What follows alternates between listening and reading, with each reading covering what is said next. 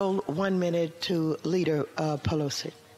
An allocated 1 minute on the floor lasted more than 8 hours.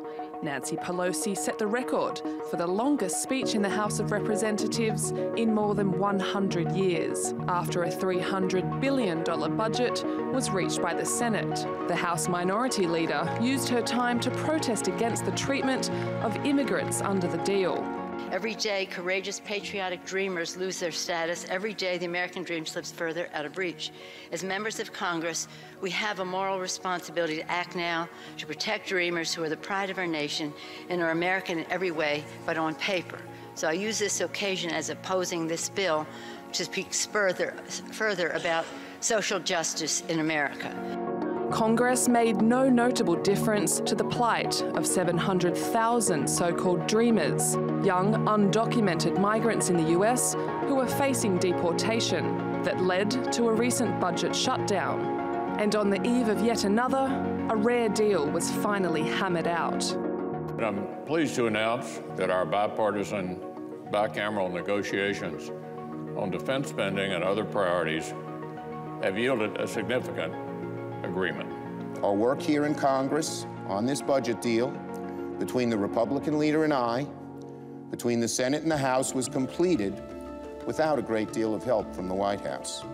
While President Trump threatens shutdowns and stalemates, congressional leaders have done the hard work of finding compromise and consensus.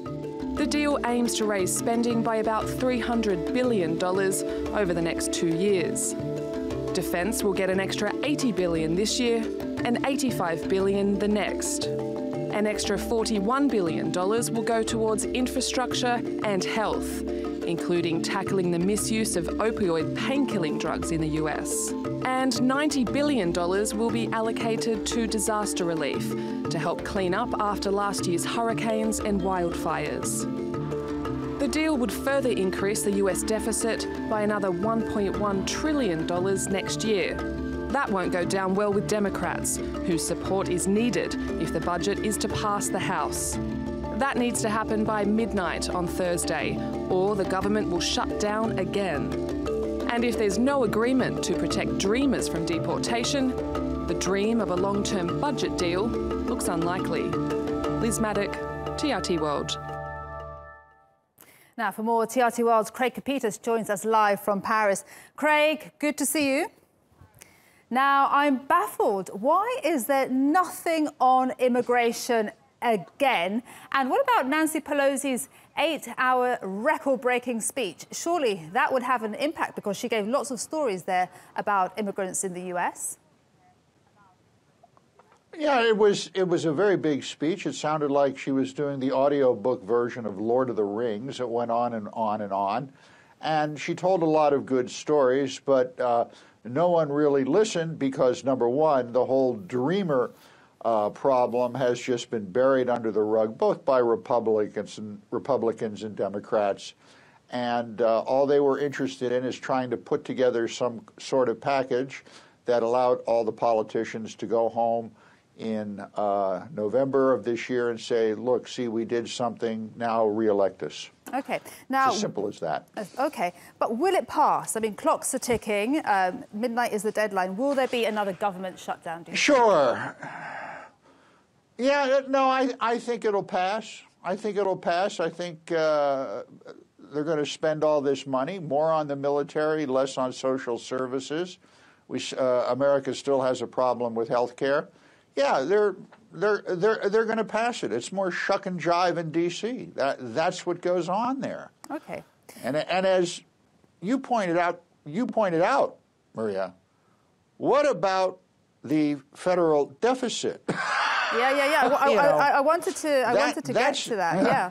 What about that? What's your? Is there reason to worry? Well, I don't know. Excuse me, I don't know what the federal deficit is anymore. It seems to have been forgotten. You know, that no one seems to care except a few Republicans that the deficit's getting bigger and bigger and bigger. It's what an old economics teacher of mine back in the day at Columbia used to describe as the velocity of money overcomes everything theory. And it overcomes debt. Let me give you an illustration. last year, over $7 billion in cash poured into Miami for real estate, okay? That cash was all from foreign people. It was up from more than $6 billion in 2016. Now, what was interesting here is that 5% of those purchases by foreign buyers were made without them visiting the property. Those kind of isolated injections of cash, lots of it, are going on in the United States right now. The velocity of money, how quick it moves.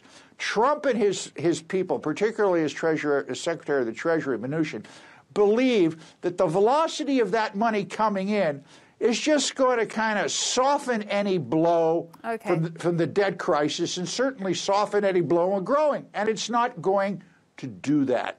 Okay. But that's how they think. All right, Craig, thanks so much for your analysis. That was Craig Copetas for us in Paris.